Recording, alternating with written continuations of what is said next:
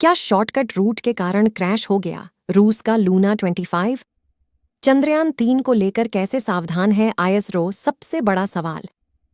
रूस का लूना 25 क्या जल्दबाजी का शिकार हो गया? क्या शॉर्टकट रास्ता पकड़ने के चक्कर में वो क्रैश हुआ है? अब देखना ये है कि चांद्रयान 3 की लैंडिंग को लेकर आईएसआरओ के वैज्ञानिक कितने सावधान हैं। आइए जानते हैं कि रूस के साथ क्या हुआ और चंद्रयान को लेकर क्या है तैयारी। रशिया का चांद पर भेजा गया यान लूना 25 चंद्रमा की सतह पर क्रैश हो चुका है।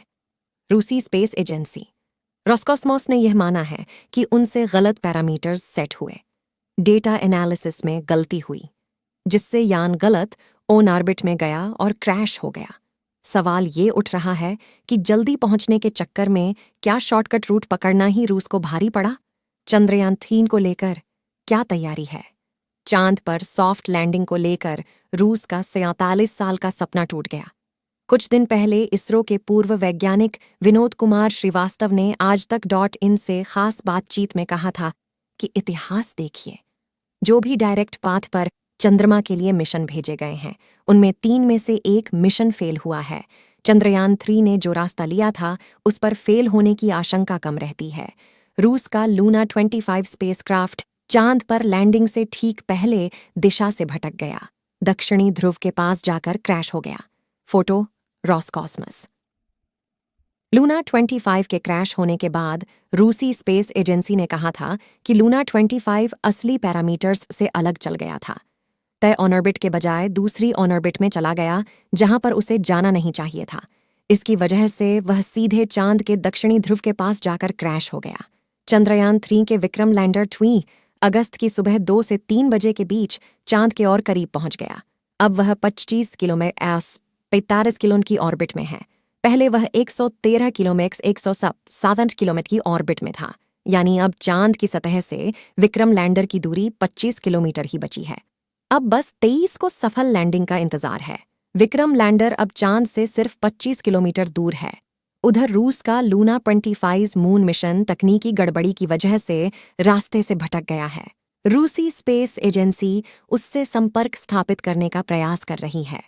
खैर, अगर रूस के मिशन में गड़बड़ी होती है तो वह चंद्रयान 3 से पहले चांद की सतह पर लैंडिंग नहीं कर पाएगा। यह भारत के लिए गौरव का विषय होगा। चंद्रयान 3 के विक्रम लैंडर ने 17 अगस्त 2023 को प्रोपल्शन मॉड्यूल को छोड़ दिया था, खुद आगे चल रहा था, दूसरा रास्ता पकड़ लिया था। इसी रास्ते से वह चांद के और नजदीक पहुंच गया है। 18 अगस्त की दोपहर से पहले विक्रम लैंडर और propulsion module 123 kilometre AX 160 kilometre की ऑर्बिट थे, लेकिन करीब 4 बजे दोनों के रास्ते बदल गए। इसके बाद विक्रम लैंडर 113 किलोमीटर 157 किलोमीटर की ऑर्बिट में आ गया।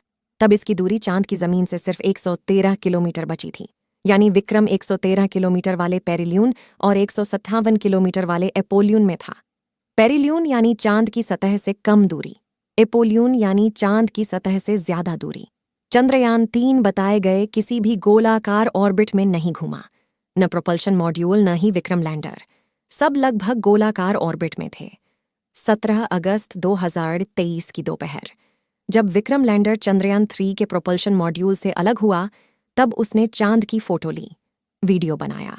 इसमें एक जगह पर हमारी धरती भी झांकती हुई दिखती है, दाहिने ऊपर की ओर कोने से। ये वीडियो और फोटोग्राफ्स चंद्रमा की सतह का अद्भुत नज़ारा दिखाते हैं। 18 अगस्त 2023 को विक्रम लैंडर ने अपने ऑर्बिट को घटाया। चंद्रमा से अब उसकी दूरी मात्र 113 किलोमीटर बची है। 20 अगस्त को होने वाली दूसरी डीब्यूस्टिंग में इसे घटाकर करीब 24 किलोमीटर की ऊंचाई तक पहुंचाने का लक्ष्य है। आप इस तस्वीर के दाहिने ऊपरी कोने में पृथ्वी को देख सकते हैं।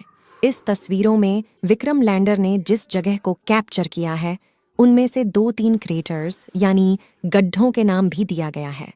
इसरो ने बताया है कि ये गड्ढे कौन से हैं। इसके अलावा पूरे वीडियो में चंद्रमा की सतह के अलग अलग नज़ारे देखने को मिलेंगे। अब तो बस 23 तारीख का इंतज़ार है जब लैंडिंग होगी। प्रोपल्शन और लैंडर मॉड्यूल के सेपरेट होने की कहानी भी बहुत शानदार है। असल में आईएसआरओ ने अंतरिक्ष में दोनों के अलग होने के लिए सीक्वेंस और कमांड पहले से ही लोड कर दिए थे। वह प्रोपल्शन मॉड्यूल और विक्रम में लगे ऑनबोर्ड कंप्यूटर में थे। प्रोपल्शन मॉड्यूल के ऊपर लगा सिलेंडर जैसी आकृति फ्यूल टैंक का एक्सटेंशन था। इसके ऊपर लगा था विक्रम लैंडर, जिसके अंदर रखा था प्रज्ञान रोवर। ये मॉड्यूल क्लैंपर्स और 2 बोल्ट से जुड़े थे। इसरो चेयरमैन एस सोमनाथ ने बताया कि यही तकनीक चंद्रयान 2 के ऑर्बिटर और लैंडर में भी लगा था।